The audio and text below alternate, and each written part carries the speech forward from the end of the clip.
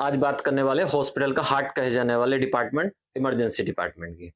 एक डिपार्टमेंट जो पूरा हॉस्पिटल जिससे कनेक्टेड रहता है और उसी डिपार्टमेंट पे डिपेंड करता है कि आप पेशेंट एडमिट होने के बाद उसको किस टाइप की केयर मिलने वाली। मतलब अगर आप इमरजेंसी डिपार्टमेंट एक बेटर है, एक अच्छा डिपार्टमेंट आपके पास है, तो आप उसी से आइडिया लगा सकते हैं कि इस हॉस्पिटल में अंदर इंटरनल केयर मिलने वाली, जो अंदर वार्ड में या आईसीयू में केयर मिलने वाली, वो किस हिसाब की है।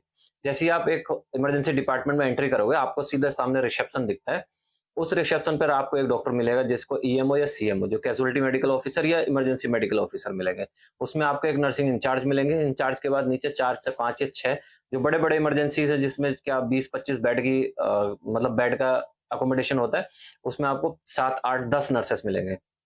उसके बाद इमरजेंसी में अपने अलग कोड होते हैं, हॉस्पिटल में भी इमरजेंसी कोड होते हैं, लेकिन इमरजेंसी डिपार्टमेंट का अपना एक अलग कोड होता है जिसको ट्राइज कोड बोलते हैं। ट्राइज का मतलब क्या है कि पेशेंट की कैटेगरी, पेशेंट का जो कंडीशन है वो कितनी सीरियस है, कितनी किस लेवल की उसको ट्रीटमेंट दिया जाना है, उसके हिसाब से पेशेंट को कैटेगराइज किया जाता है, उसको ट्राइज करना बोलते हैं।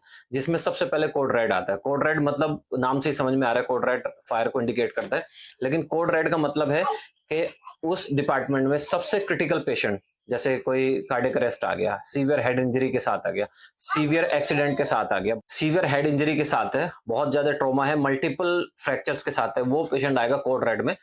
कोड रेड के नीचे आपको मैं एक छोटी सी वीडियो में दिख रहा होगा कि कोड रेड के साथ उसको एक आईडी बैंड दिया जाता है रेड कलर का। दूसरा होता है कोड येलो, जो सेकंड कैटेगरी है। मतलब इमरजेंसी तो है, लेकिन उतनी सीवियर इमरजेंसी नहीं है जो सबसे पहले उसको अटेंड किया जाए, तो उसको हम थोड़ा सा डिले कर सकते हैं। पहले कोड रेड वाले को, जो रेड ट्राइज वाले को हम अटेंड करने के बाद कोड येलो को अटेंड कर सकते हैं।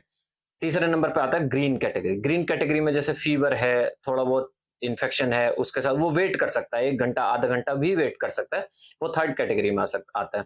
और चौथा कैटेगरी है कोड, जो कलर ब्लैक। ब्लैक का मतलब है जो डेड बॉडीज कहीं, जैसे क्या कहीं एक्सीडेंट्स हुआ है या कहीं बहुत ज्यादा कोई बिल्डिंग कोलैप्स हुई है, उसमें जो डेड बॉडीज आते हैं वो कोड ब्लैक कोड के अंदर रखी जाती हैं।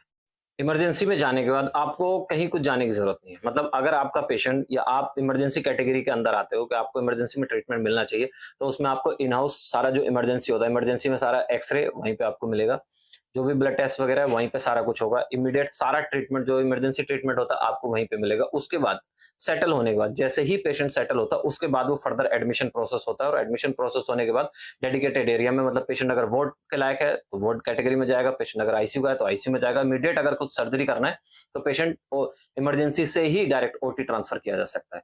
तो अभी कोड के हिसाब से, जिस हिसाब से पेशेंट को ट्राइज किया गया, उसके हिसाब से आप पहचान सकते हैं। अगर डॉक्टर भी आपको सही से नहीं बता रहे हैं कि पेशेंट की कैटेगरी कैसी है, कंडीशन कैसी है, पेशेंट किस कैटेगरी के अंदर आ रहा है, तो आप कोड देख के जिस हिसाब से, जिस एरिया में, रेड एरिया में, येलो एरिया या ग्रीन एरिया में आपके पेशेंट का बेड है, तो आप समझ सकते हैं कि मेरे पेशेंट की कंडीशन क्या है अभी।